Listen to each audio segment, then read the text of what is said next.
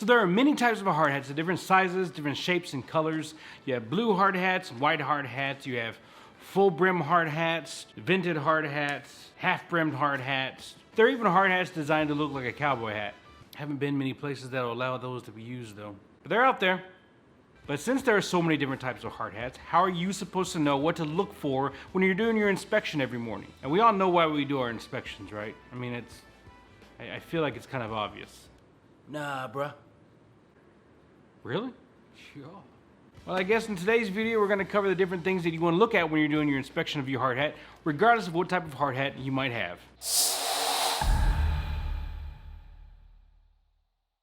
So even though I thought it was obvious as to why we want to inspect our hard hat, but since it's not, the reason why we want to inspect our hard hat is because we want to take a general look at our hard hat every morning to get an understanding of the condition that our hard hat is in. Gives us a chance to look and see if there's any noticeable damage, any significant wear and tear to the hard hat that would call us to replace our hard hat. And essentially, we wanted to do this every morning before we start our workday. And I know it may seem like we're going to talk about a lot in this video, but once you put it into practice, it'll take less than a minute for you to fulfill your inspection and be ready for your day. Even throughout the day, you can do quick little spot checks. Visual inspections of your hard hat as you take it off and put it back on during lunchtime or during your breaks. But every morning, we want to take a quick minute and look at all the things that we're fixing to cover in this video. Stick around because after I go through this list, I'm telling you things that you want to look at during your inspection. I'm going to show you how you should be performing your inspection as well. Number one is storage. You want to take into consideration where you are storing your hard hat at the end of the day. If you're sticking it in your truck, you want to make sure you're not sticking it in the bed of your truck or in the back windshield of your car, because in that case, the sun is going to start beating down on it. It's going to get a lot of overexposure to the environment and could become weak and brittle. Number two, be aware of the manufacturer recommendations. Now, every one of these hard hats has a manufacturer recommendation, and the manufacturer usually recommends that you swap out the suspension every year and the shell every 2 to 5 years. But again, these are recommendations. It could be different for those that are working in the field, working under the hot sun for 8 to 12 hours a day, versus an office employee who only gets to go out in the field maybe once or twice a month. The field employee is having a lot more exposure to the environment. The sun is beating down on his hard hat. It's being banged around. It's being bumped a lot more than that of the office worker. So the office worker could potentially wait that 5 years, if not maybe another year or two, versus the field employee who may have to swap it out within the 2-year period. Now, the way that you can find how old your hard hat is right underneath the bill. Let's see if we can get a good little view of it. Right there.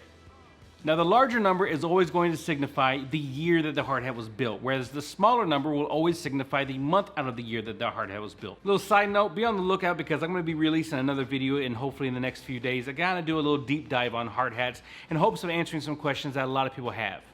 Number 3, check the shell. Now, this is when you're going to start looking for any kind of damage in your hard hat. You're going to be looking at the outside of your hard hat as well as the inside shell as well. And you're looking for any kind of noticeable damage. You're looking for deep cuts, you're looking for burns, warping of the edges, holes, cracks, discoloration from overexposure to the environment. These are all things that would fail the hard hat and would require you to switch out the shell. I'm going to catch a lot of static about this for sure. But look, hard hats are designed to protect your head. They're going to get scuffed. They're going to get scratched. This is normal wear and tear. You might stand up and bang your head on the side of an angle iron. Instead of getting a big old gash in the side of your head, you just have a little scratch on your hard hat. Some people will tell you that these would fail your hard hat, but as long as you don't have any noticeable damage, if you don't have any serious damage in your hard hat, then it's still good to be used. But you want to be very careful when you're doing your inspections to not bypass noticeable damage for just normal wear and tear. If you have a question about something, if something doesn't look right to you, then swap it out and get a new one. So be mindful of normal wear and tear, but any kind of deep cuts, any kind of cracks or holes or significant damage, you need to swap out, because in the event that you need your hard hat to protect you, it may not be up to the challenge if it has any of these. One last thing to check for is flexibility. Once you get done looking at your hard hat, making sure you don't identify any noticeable signs of damage, you want to check for the flexibility. So you grab the hard hat in both your hands and give it a nice squeeze. Not too much though. So take your hard hat in both your hands and give it a nice squeeze. You give it a nice squeeze, you're looking for any kind of popping, any kind of cracking noises, and you're also making sure that when you let go of the hard hat, that it goes back to its normal position. Once you're done looking at the shell of the hard hat, flip it upside down. Ow, my eye. Number 4, suspension. So once you're done looking at the shell of your hard hat, flip it upside down and take a look at the suspension inside. And you're looking for a lot of the same things that you were looking for on the shell. You're looking for any kind of cuts, looking for any kind of missing components. Maybe some of the edges are frayed of the suspension. If you identify any of this, time to swap out the suspension. Some suspensions have padding in the middle of it as well, so you might need to slide that over to the side in order to be able to look at the suspension that's underneath the padding as well. I feel like I'm saying as well a lot. One thing to keep in mind though is if your hard hat ever sustains any kind of impact damage, your hard hat is no longer good and you need to get swapped out with a new one, despite how new your hard hat may already be. Number 5, test the adjustment. So once you've done your visual inspection of the shell and of the suspension, now you want to test the adjustment. And the way that you do that is just take the dial in the back, dial it all the way out,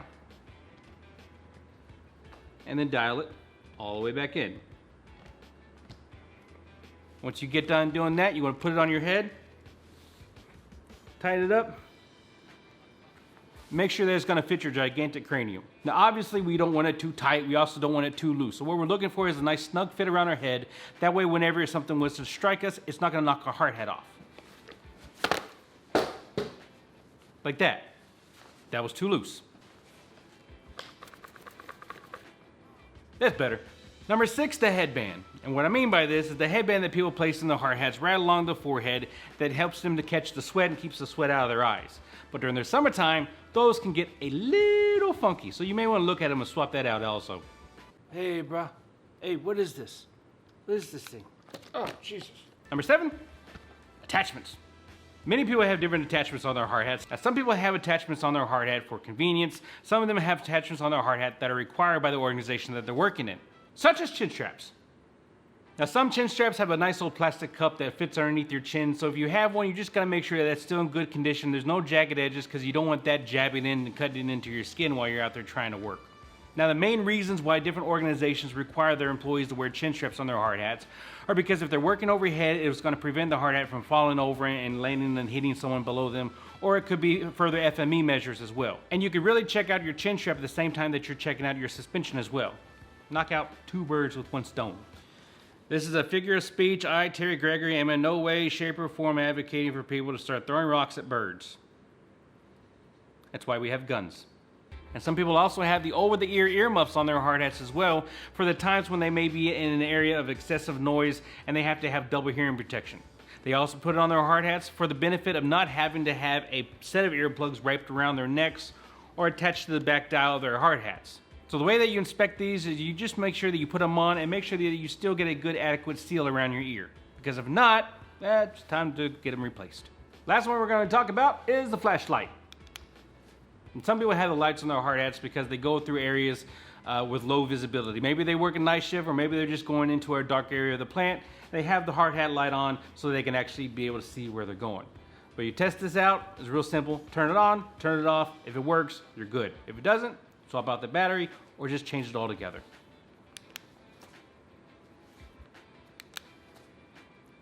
Now look, like I said, I know that this sounds like a lot of things that you have to cover, but once you start putting it into practice and getting the hang of it, it'll really take you less than a minute to get it done. And once you do your hard hat inspection, make sure you're periodically looking at your hard hat throughout the day and do little spot checks of visual inspections to make sure that your hard hat is still in good condition as the day progresses. All right, so let's put everything that we learned into practice, and we'll put a timer up right now.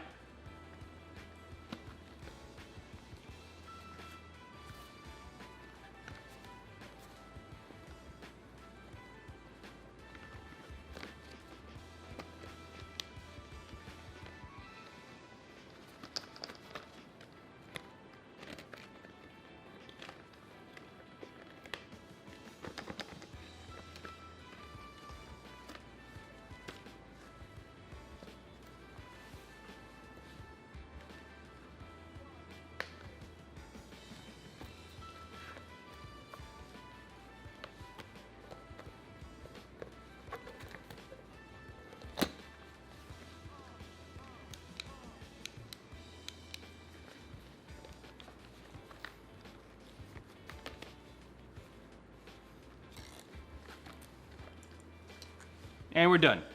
Everyone, thank you for watching. If you found anything in this video of any value to you at all, please go down and hit that like button and consider sharing for others to benefit from it as well. If you want to see more videos like this, go down and hit the subscribe button and make sure you hit the bell icon so you can get notified of all future content. And until next time, ladies and gentlemen, take care of each other.